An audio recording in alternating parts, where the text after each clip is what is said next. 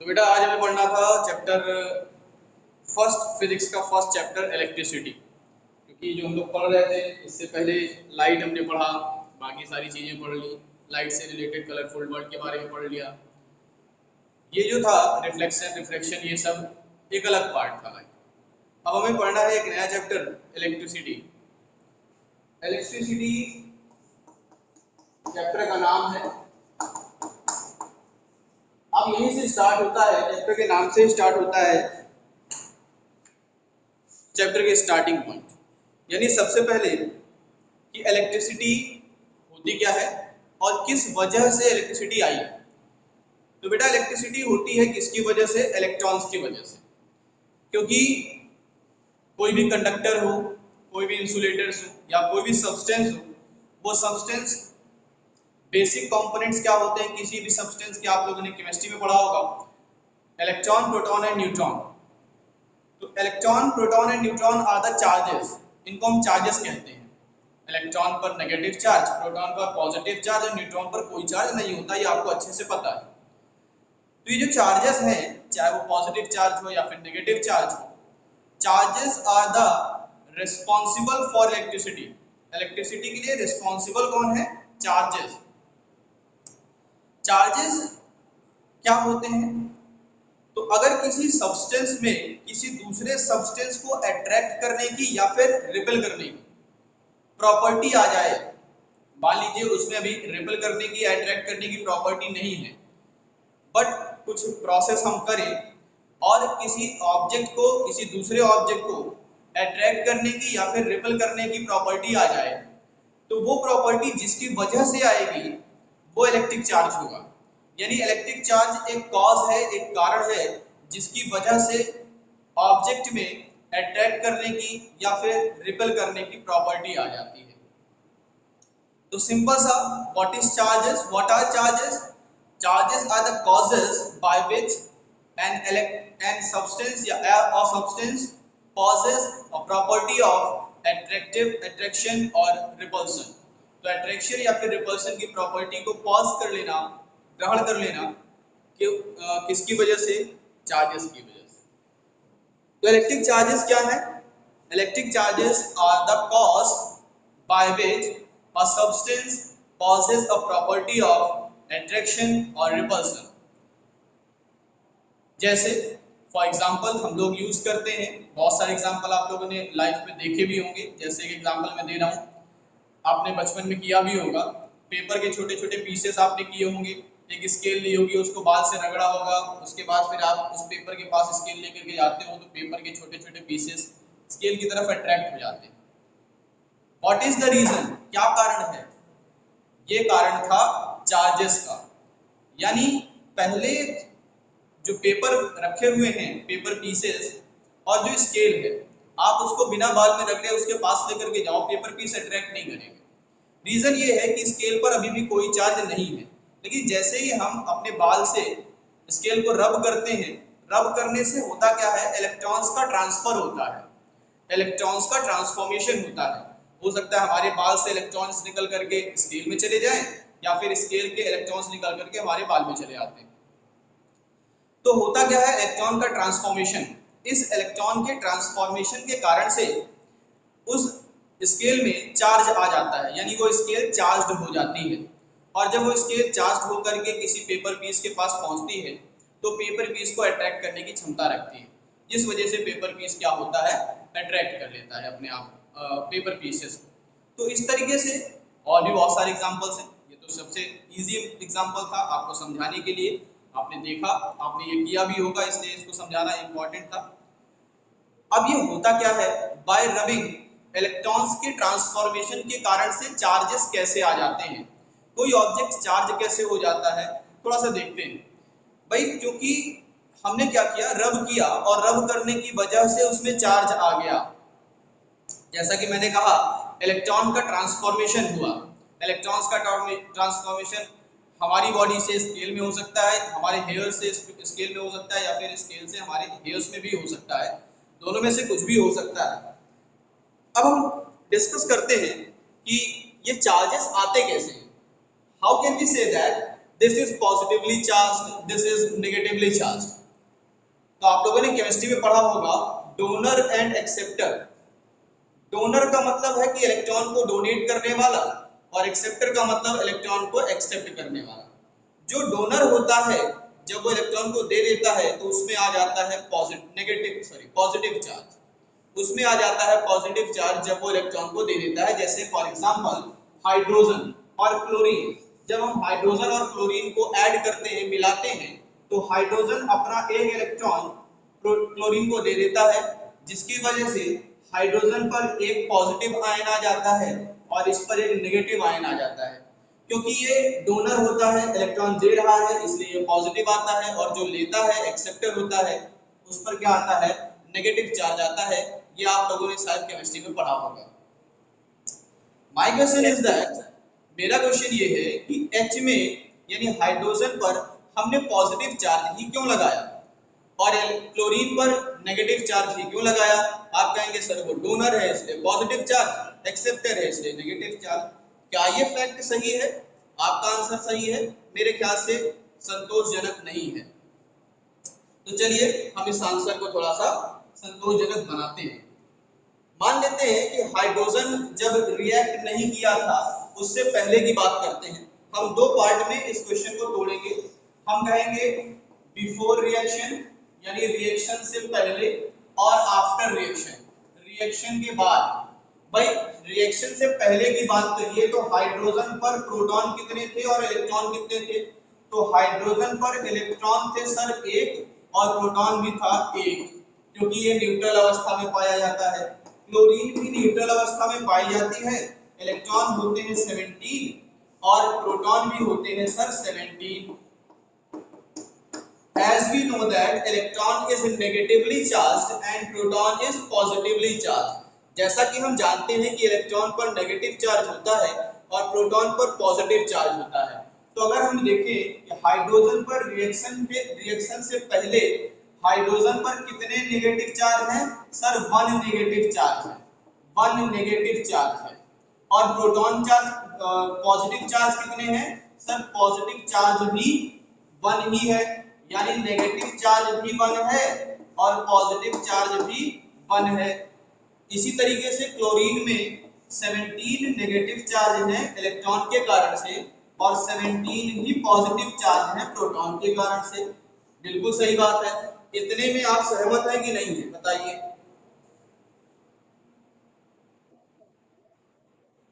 जब रिएक्शन होता है तो हाइड्रोजन का एक इलेक्ट्रॉन निकल करके क्लोरीन में पहुंच जाता है to complete his its octet, अपने ऑक्टेट को कंप्लीट करने के लिए। ये भी आपको पता होगा, केमिस्ट्री में आप लोगों ने पढ़ा है।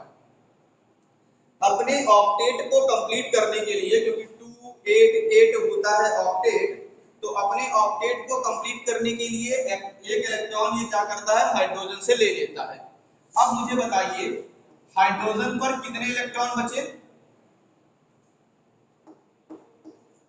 0। प्रोटॉन कितने बचे? क्यों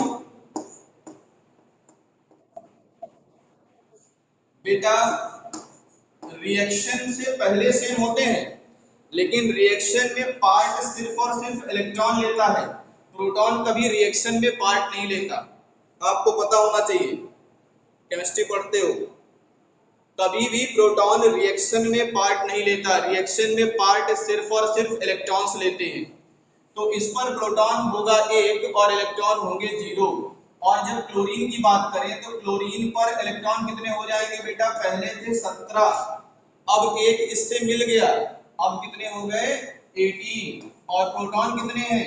प्रोटॉन अभी भी 17 ही है, क्योंकि वो रिएक्शन में पार्ट नहीं लेते। तो बताइए नेगेटिव चार्ज कितना हुआ, पॉजिटिव चार्ज कितना हुआ हाइड्रोजन पर? बताइए भाई, हाइड्रोजन पर नेगेटिव चार्ज कितना है? 0। पॉजिटिव चार्ज कितना है? तो डिफरेंस कितना है? क्या ज्यादा है? पॉजिटिव चार्ज ज्यादा है। पॉजिटिव चार्ज ज्यादा है। कितना ज्यादा है? 1 ज्यादा है, इसलिए 1 पॉजिटिव चार्ज आ जाता है। क्लोरीन पर देखिए इलेक्ट्रॉन कितने हैं 18 और प्रोटॉन कितने हैं 17। क्या ज्यादा है, नेगेटिव चार्ज ज्यादा है। कितना ज्यादा है सर, 1 ज्यादा है, तो इसलिए क्या आ गया, एक नेगेटिव चार्ज आ गया। तो हाइड्रोजन पर एक पॉजिटिव चार्ज आने का और एक नेगेटिव चार्ज आने का ये कारण होता है। यानी इसमें क्या हो गया, नेगेटिव चार्ज आने का मतलब क्या होता है, एक्सेस ऑफ इलेक्ट्रॉन। क्या हो गया, इलेक्ट्रॉन का एक्सेस हो गया, बढ़ोतरी हो गई। देखो एक इलेक्ट्रॉन बढ़ गया, excess of electron. Negative charge क्यों होता है, due to excess of electron. Electron के बढ़ जाने के कारण से, एक्सेस ऑफ इलेक्ट्रॉन की वजह से नेगेटिव चार्ज आ जाता है। और पॉजिटिव चार्ज क्यों आता है बेटा, किस कारण से आता है, कमी के कारण से। किसकी वजह से, कमी के कारण से आता है। तो या तो एक्सेस हो सकता है या तो क्या हो सकता है, कमी को क्या बोलते हैं, लैकनेस। क्या कहते हैं, लैकनेस ऑफ इलेक्ट्रॉन। या तो इलेक्ट्रॉन की कमी हो जाएगी या तो इलेक्ट्रॉन की बढ़ोतरी हो जाएगी, अधिकता हो जाएगी। तो अगर इलेक्ट्रॉन बढ़ जाते हैं तो पॉजिटिव नेगेटिव चार्ज, और इलेक्ट्रॉन घट जाते हैं तो पॉजिटिव चार्ज। तो अगर आपसे पूछा जाए why hydrogen gets positive charge when react with chlorine, because it gets lackness of electron. ऐसा क्यों होता है, पॉजिटिव चार्ज क्यों आता है, तो लैकनेस ऑफ इलेक्ट्रॉन के कारण से। And why chlorine possess negative charge, तो why, due to excess of electrons. Excess of electron की वजह से क्लोरीन पर नेगेटिव चार्ज और हाइड्रोजन पर लैकनेस ऑफ इलेक्ट्रॉन की वजह से पॉजिटिव चार्ज आ जाता है। क्लियर हुई बात, इतनी समझ में आ गई जो मैंने समझाया। एक कॉन्सेप्ट बना माइंड में, एक कॉन्सेप्ट बना कि इलेक्ट्रिसिटी में क्या पढ़ना है हमें। इलेक्ट्रिसिटी में सिंपल सा स्टार्ट करना है हमें चार्जेस से। चार्जेस क्या होते हैं, what are the charges. Charges क्या होते हैं, तो बेटा चार्जेस होते हैं अगर किसी भी सब्सटेंस में किसी दूसरे सब्सटेंस को अट्रैक्ट करने की या रिपल करने की प्रॉपर्टी आ जाती है, तो जिस कारण से ये प्रॉपर्टी आई वो कारण क्या होता है, चार्जेस होते हैं। ठीक है, रफ करें इसको।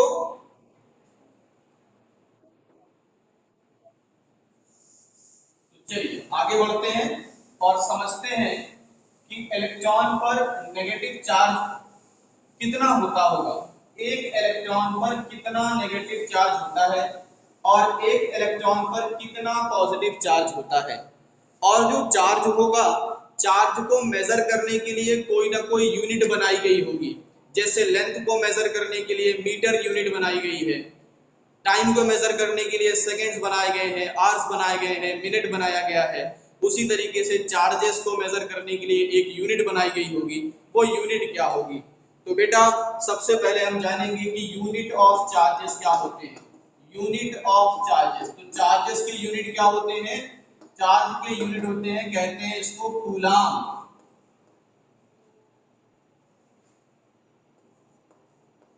चार्ज की यूनिट क्या होती है बेटा, कूलाम होती है चार्ज की यूनिट, कूलम। ठीक है, चार्ज की यूनिट क्या होती है, स्पेलिंग थोड़ा गलत हो गई है, COU होता है और LOMB होता है, coulomb law, sorry coulomb is the unit of charge. इसको शॉर्ट फॉर्म में हम कैपिटल C से डिनोट करते हैं, C से डिनोट करते हैं। जैसे मीटर को आप स्मॉल m से डिनोट करते हो, वैसे कूलम को इस कैपिटल C से डिनोट किया जाएगा। क्लियर हो गई बात, यूनिट क्या होती है, कूलम इसकी यूनिट होती है। अब एक इलेक्ट्रॉन पर कितना चार्ज होता है, तो सर एक इलेक्ट्रॉन पर नेगेटिव चार्ज होता है। कितना नेगेटिव चार्ज होता है, तो sir 1.6 into 10 to the power -19 coulomb का नेगेटिव चार्ज होता है। एक इलेक्ट्रॉन पर 1.6 इंटू 10 टू द पावर -19 का नेगेटिव चार्ज होता है, और एक प्रोटॉन पर 1.6 इंटू 10 टू द पावर -19 का कूलाम का पॉजिटिव चार्ज होता है।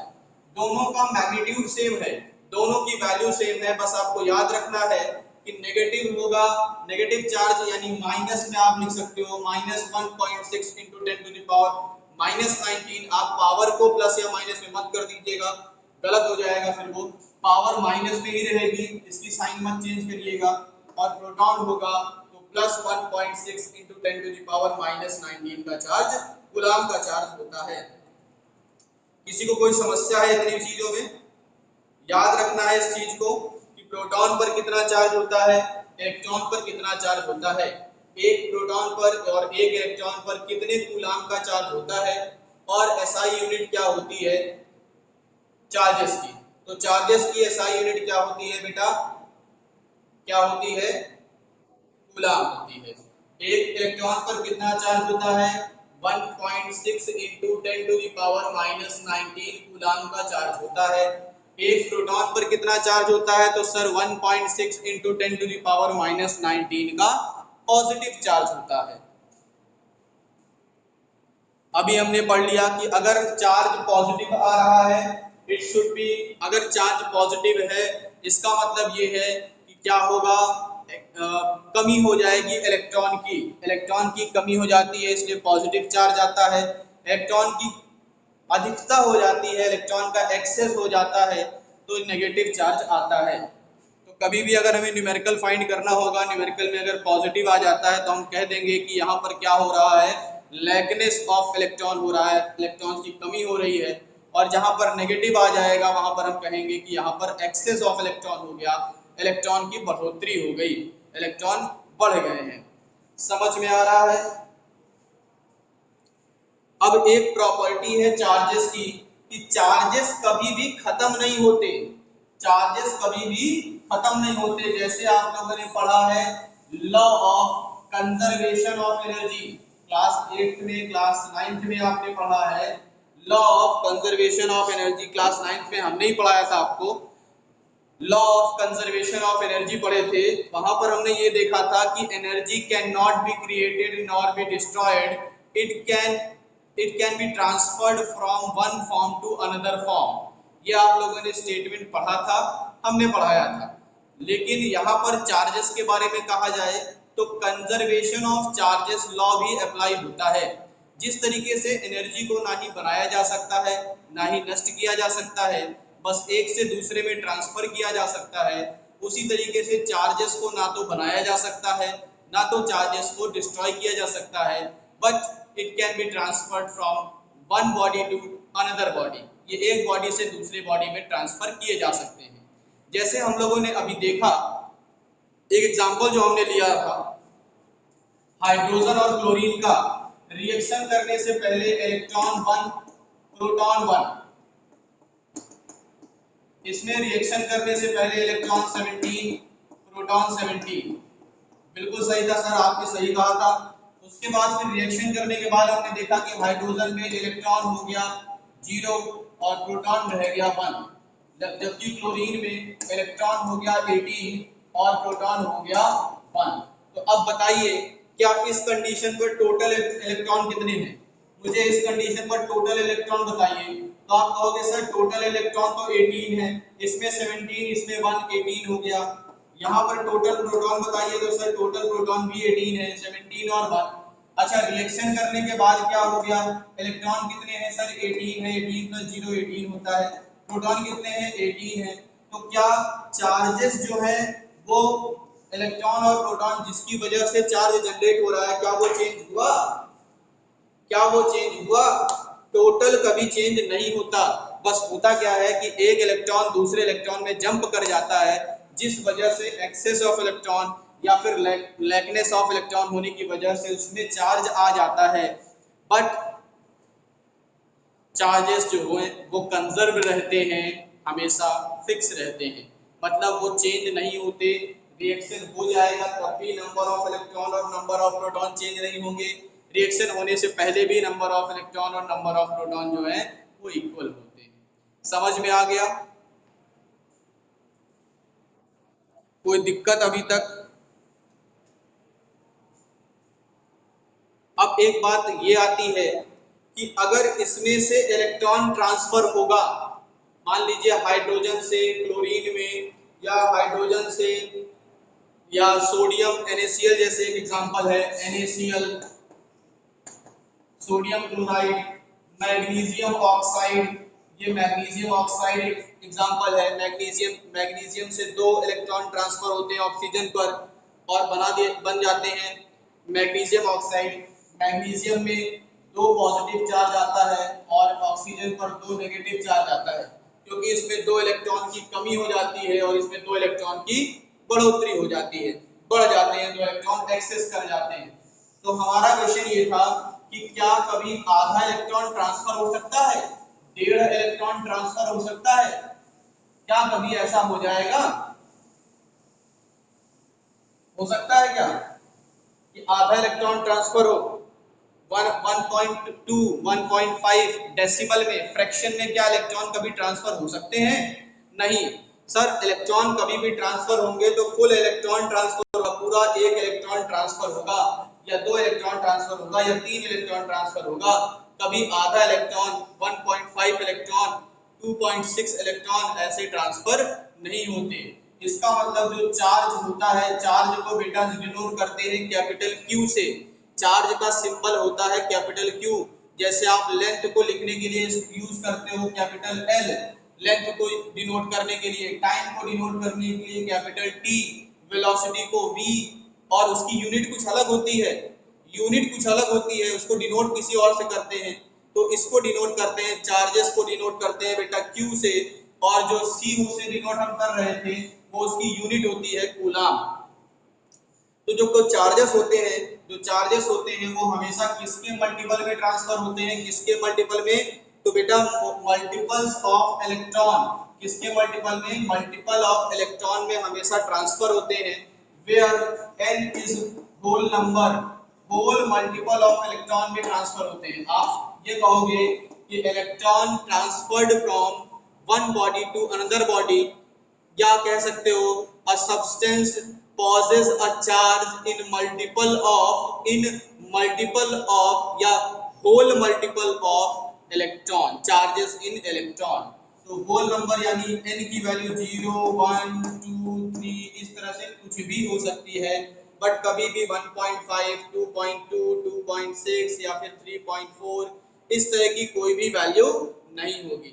यानी जो n की वैल्यू होगी वो या तो 0 होगी, या तो 1 होगी, या तो 2 होगी, या तो 3 होगी।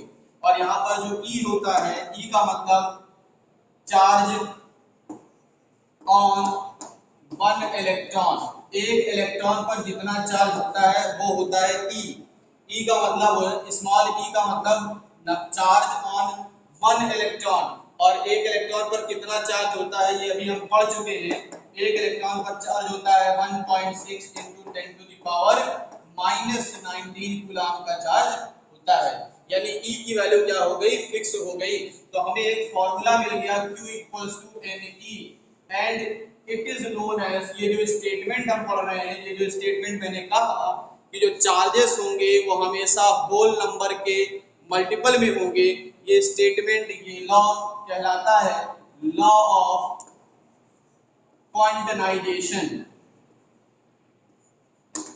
इसको कहते हैं लॉ ऑफ क्वांटनाइजेशन। क्या बोलते हैं बेटा? लॉ ऑफ क्वांटनाइजेशन कहते हैं, क्वांटनाइजेशन कहते हैं, नेशन नहीं कहते, क्वांटनाइजेशन।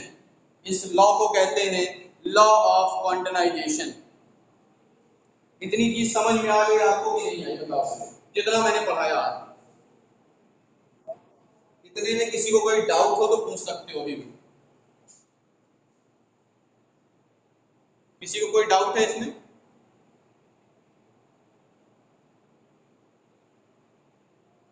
किसी को कोई डाउट नहीं है?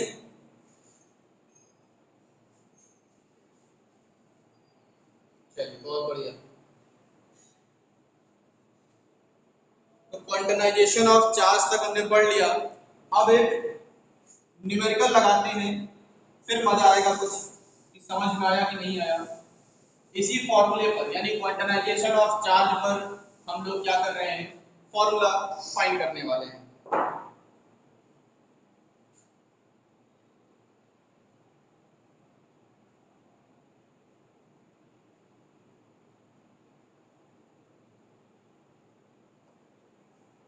क्वेश्चन देखिए,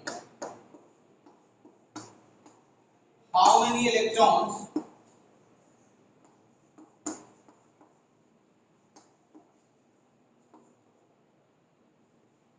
removed, how many electrons removed from a body, from a substance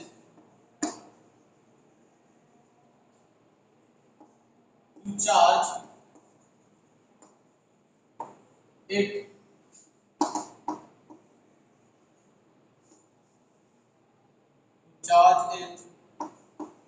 for 1 coulomb.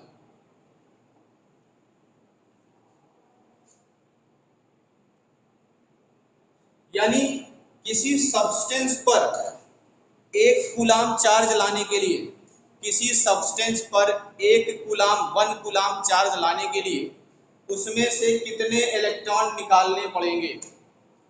How many electrons removed from a substance to charge it for 1 coulomb. 1 coulomb charge लाने के लिए, 1 कूलम चार्ज करने के लिए इस ऑब्जेक्ट से हमें कितने इलेक्ट्रॉन्स निकालने पड़ेंगे या कितने इलेक्ट्रॉन्स डालने पड़ेंगे, ऐसा भी कह सकते हो। अगर आप निकाल लोगे तो वो पॉजिटिव चार्ज हो जाएगा, डाल दोगे तो वो नेगेटिव चार्ज हो जाएगा। तो इलेक्ट्रॉन या तो रिमूव किया जाएगा या तो इलेक्ट्रॉन एंटर कराया जाएगा, इलेक्ट्रॉन दिए जाएंगे। तो मेरा क्वेश्चन ये है कि हाउ मेनी इलेक्ट्रॉन, हमें कितने इलेक्ट्रॉन निकालने पड़ेंगे 1 कूलम चार्ज जनरेट करने के लिए किसी सब्सटेंस में। किसी सब्सटेंस में 1 कूलम का चार्ज जनरेट करने के लिए कितने इलेक्ट्रॉन्स निकालने पड़ेंगे। तो चलिए कोशिश करते हैं इस क्वेश्चन को सॉल्व करने की। अभी हम लोगों ने फॉर्मूला पढ़ा बेटा, Q = Ne होता है। तो Q का मतलब चार्ज, और इस क्वेश्चन में चार्ज आपको दिया है 1 कूलम। N का मतलब नंबर ऑफ इलेक्ट्रॉन जो ट्रांसफर होते हैं एक से दूसरे में, यही हमें फाइंड करना है। और E की वैल्यू तो फिक्स होती है, हम जान चुके हैं 1.6 × 10⁻⁻19 होती है। तो 1 कूलम का चार्ज जनरेट करना है, यहाँ पर हमने वैल्यू 1 रख ली। हमें N फाइंड करना है, कितने नंबर ऑफ इलेक्ट्रॉन ट्रांसफर करने होंगे या कितने नंबर ऑफ इलेक्ट्रॉन निकालने होंगे, और 1.6 × 10⁻⁻19 हमने वैल्यू पुट कर दी। अगर हम इसको सॉल्व करें तो हम देखेंगे N की वैल्यू आ जाएगी N = 1/1.6 × 10⁻⁻19, या फिर 10⁻⁻19 ऊपर पहुंचेगा तो हो जाएगा 1 × 10⁻⁻19 और डिवाइडेड बाय 1.6। अगर आप इसको सॉल्व करें, यहाँ से 1.6 की बात कर रहे हैं, 1.6 को अगर हम 16 बनाना चाहते हैं, डेसिमल हटाना चाहते हैं, तो आपको क्या करना होगा, नीचे से एक डेसिमल हटा रहे हो तो ऊपर एक जीरो बढ़ाना पड़ेगा। इसका मतलब 10/16 लिखना पड़ेगा और इंटू 10⁻19 हो जाएगा। अगर हम इसको डिवाइड करते हैं, 10/16 को डिवाइड करते हैं तो हमें क्या मिलता है, डिवाइड करने के बाद हमें क्या मिलेगा, वैल्यू मिलेगी, कुछ वैल्यू मिलेगी। कितना मिलेगा बेटा, पॉइंट कितना मिलेगा, कितना मिलेगा, अब नहीं बोलोगे मुझे पता है। डिवाइड करना नहीं आता आपको,